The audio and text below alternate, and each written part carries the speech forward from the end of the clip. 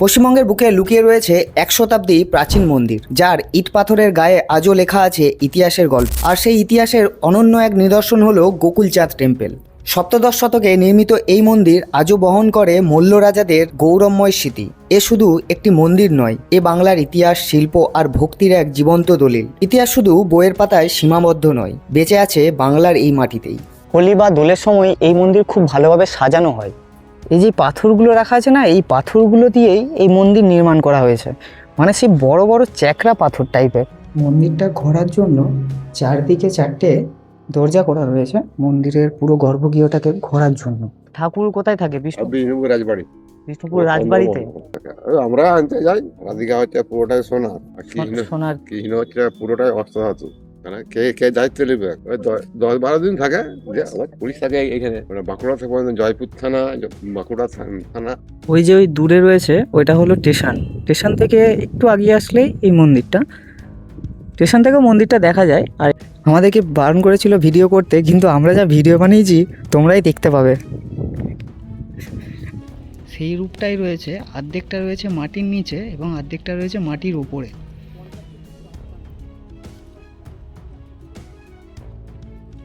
মন্দিরের ঠিক পেছনের দিকে রয়েছে এই মূর্তিটি। গোকুলনগর হচ্ছে জয়পুরের মধ্যেই পড়ে। তোমার এইখানে সারাদিনে মনে হয় একটাই ট্রেন আসে, তাই হয়তো এটা পরিত্যক্ত অবস্থাতেই রয়েছে।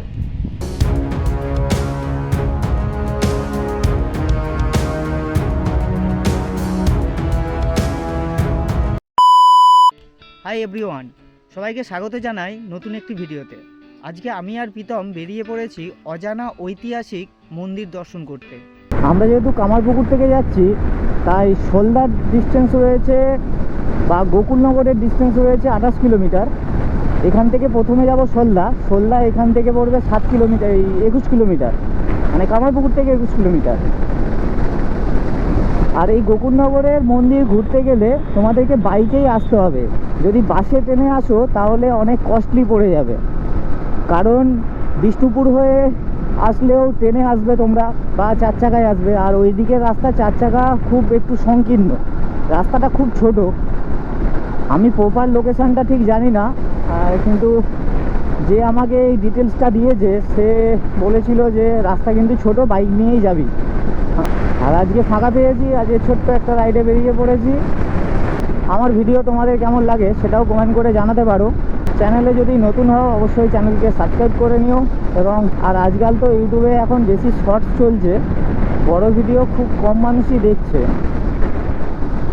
আর তোমরা যদি গোকুলনগরের এই মন্দিরে বাইকে আসতে যাও তাহলে প্রথমে আরামবাগ আসবে, আরামবাগ হয়ে সোজা বিষ্ণুপুর রাস্তা নিয়ে নেবে, মানে কতুলপুর হয়ে সোজা নিয়ে নেবে, দিয়ে সোলদা পড়বে।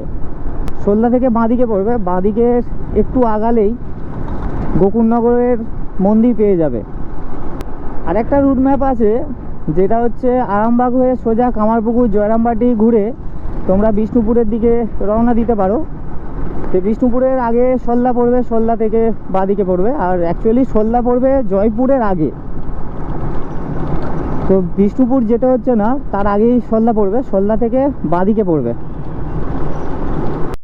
এটা হলো সেই জয়পুর মোড়। আর এই সিগন্যাল থেকে যাব হচ্ছে বাম দিকে। আর একটু আগালেই পড়বে জয়পুর ফরেস্ট। আর জয়পুর ফরেস্টের মধ্যেই রয়েছে জয়পুরের বা বিষ্ণুপুরের ব্রিটিশ এয়ারফিল্ড, যেটা দ্বিতীয় বিশ্বযুদ্ধের সময় তৈরি হয়েছিল। তোমরা চাইলে ভিডিওটা আই বাটনে দেখে নিতে পারো, আমি দিয়ে রেখেছি।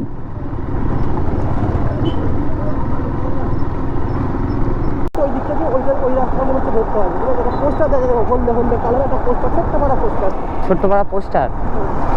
মানে রাস্তাটা অ্যাডভেঞ্চার টাইপের, রাস্তাটা যাচ্ছাতাই অবস্থা। মানে ওই সিগন্যাল মোড় থেকে আমরা বাঁকলাম, দেখে সোজা রাস্তাটা বেরিয়েছি, রাস্তার অবস্থা কোমর ব্যথা হয়ে যাবে।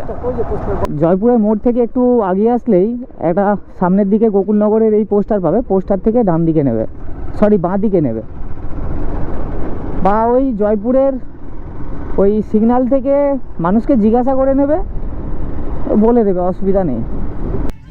হ্যাঁ, শিব মন্দিরটা কোথাও তুমি এদিকটা যাচ্ছ তো, এদিকটা তুমি গোকুল যাতে পাবে, এদিকটা চলে যাবে, আমরা আবার একজনকে জিজ্ঞাসা করলাম যে গোকুলচাঁদ মন্দিরের মানে মন্দিরটা কোথায়, কারণ আমরাও লোকেশনটা ঠিকঠাক জানি না।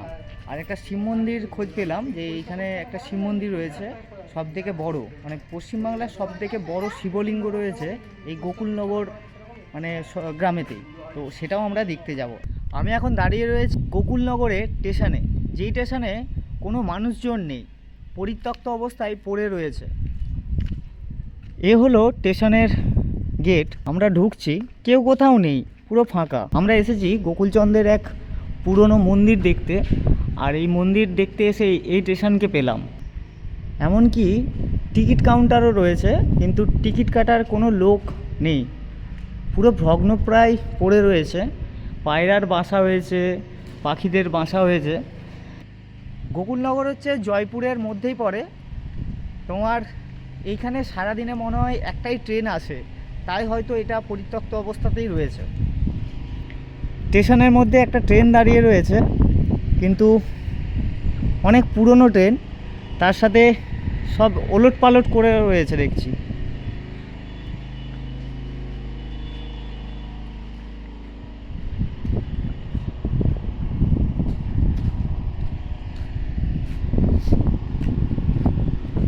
পুরো ফাঁকা, কেউ কোথাও নেই। এটা হলো গোকুলনগর রেল স্টেশনের রেল গেট।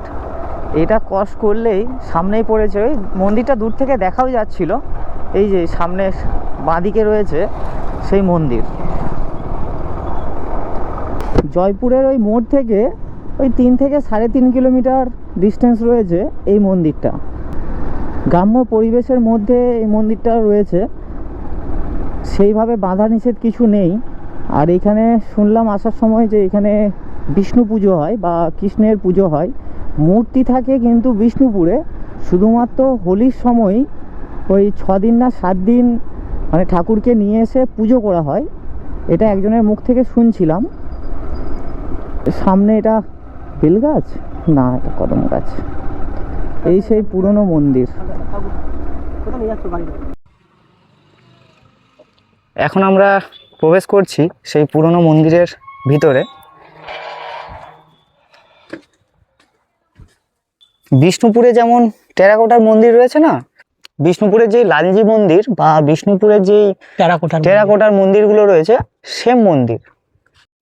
আর সামনে রয়েছে একটা তুলসী মন্দির, আর পাশে একটা উঠোন রয়েছে মানে নাট মঞ্চ, আর সামনে রয়েছে মন্দির। তো মন্দিরটা খুবই ভালো লাগছে, আর প্রচণ্ড রোদও দিয়েছে। আর এখানে একটা রয়েছে রান্নাশালা, যেখানে ঠাকুরের প্রসাদ করা হয়। মন্দিরের গেট এখন বন্ধ রয়েছে। হোলির সময়, হোলি বা দোলের সময় এই মন্দির খুব ভালোভাবে সাজানো হয়। এই যে পাথরগুলো রাখা আছে না, এই পাথরগুলো দিয়েই এই মন্দির নির্মাণ করা হয়েছে। মানে সেই বড় বড় চ্যাকড়া পাথর টাইপের, পাহাড় কেটে কেটে একদম সেই ইটের মতন স্ট্রাকচার দিয়ে করা রয়েছে। পুরো মন্দিরটা এইগুলো দিয়েই তৈরি হয়েছে, চুন সুরকি দিয়ে এইগুলোকে গাঁথা হয়েছে। অনুষ্ঠান হয় নাকি এই জায়গাটা? এটা এটা কীর্তন মেলা। কীর্তন মেলা, আচ্ছা। মানে এইখানটাই তার ইয়ে হতো। মন্দিরটা অনেক পুরনো মন্দির, বহুদিনের মন্দির, অনেক পুরনো মন্দির। এটা সরকার থেকে যেহেতু দেখাশোনা করছে, ওর জন্য এত ভালো আছে, না হলে আবার তো সরকার থেকে বাগাবাগি আবার করলে হ্যাঁ, কিছু কিছু বাগিয়েছে দেখছি। আর পাথর নাই, পাথর থাকে না। এটা হচ্ছে রাসমঞ্চ, এখানেই অনুষ্ঠান করা হয়, আর সবাই এখান থেকেই ছবি তোলে। পশ্চিমবঙ্গের বিষ্ণুপুরের কাছে শান্ত এক গ্রামে দাঁড়িয়ে আছে প্রায় 400 বছরের পুরনো এক রহস্যময় মন্দির, যার নাম গোকুলচাঁদ মন্দির, যার প্রতিটি পাথরের মধ্যে লুকিয়ে আছে ইতিহাস, রাজকীয় স্থাপত্য আর ভক্তির গল্প। বাঁকুড়া জেলার গোকুলনগর গ্রামে অবস্থিত এই গোকুলচাঁদ মন্দির তৈরি হয়েছিল 1643 খ্রিস্টাব্দে। মল্ল রাজাদের সময় মল্ল রাজা রঘুনাথ সিংহ ভগবান শ্রীকৃষ্ণের উদ্দেশ্যে এই বিশাল মন্দিরটি নির্মাণ করেছিলেন। ল্যাটারাইট পাথর দিয়ে তৈরি এই মন্দিরটি পঞ্চরত্ন শৈলীর এক অসাধারণ উদাহরণ। মন্দিরের উপরে রয়েছে 5টি চূড়া, মাঝখানে একটি বড় এবং 4 কোণায় 4টি ছোট চূড়া। একসময় এখানে নিয়মিত শ্রীকৃষ্ণের পুজো করা হতো, কিন্তু সময়ের সাথে সাথে মূল বিগ্রহটি পরে বিষ্ণুপুরে নিয়ে যাওয়া হয়। তবুও আজ এই মন্দিরের প্রতিটি দেয়াল, প্রতিটি পাথর যেন সেই পুরনো সময়ের গল্প বলে যায়। শান্ত গ্রাম, খোলা আকাশ আর ইতিহাসের নিঃশব্দ উপস্থিতি সব মিলিয়ে এই জায়গাটি যেন সময়কে থামিয়ে রেখেছে। ইতিহাস, স্থাপত্য আর আধ্যাত্মিকতার এক অনন্য মেলবন্ধন এই গোকুলচাঁদ মন্দির। যদি কখনো বিষ্ণুপুর আসো তাহলে এই 400 বছরের পুরনো ইতিহাসকে একবার কাছ থেকে দেখে যেও। ওই যে ওই দূরে রয়েছে ওইটা হলো স্টেশন। স্টেশন থেকে একটু আগিয়ে আসলেই এই মন্দিরটা। স্টেশন থেকে মন্দিরটা দেখা যায়, আর এটা হলো পেছনের দিক। চুন সুরকির কাজ করা রয়েছে পুরো মন্দির জুড়ে।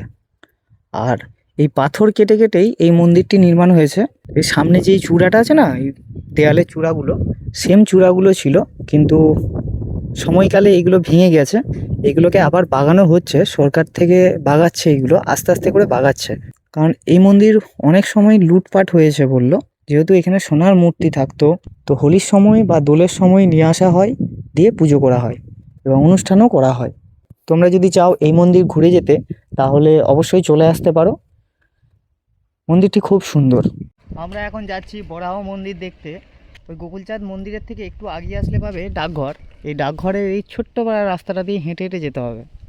ওই যে ওই জঙ্গলটা আছে, ওই জঙ্গলের মধ্যে রয়েছে বরাহ মন্দির। আমরা ওর জন্য এই দূরে মোটরসাইকেল রাখলাম, রেখে যাচ্ছি। হ্যান্ডেল লক, ওকে চলো। এই তো বাঁশবাগান। ওই যে ওই টিনের চাল আছে, টিনের চালের ভিতরে রয়েছে। যাই আমরা, তারপর দেখাচ্ছি তোমাদেরকে। আমরা এসেছি এখন বরাহ মন্দিরে। একদম অবিকল বরাহ রূপ, সেই রূপটাই রয়েছে। অর্ধেকটা রয়েছে মাটির নিচে এবং অর্ধেকটা রয়েছে মাটির উপরে।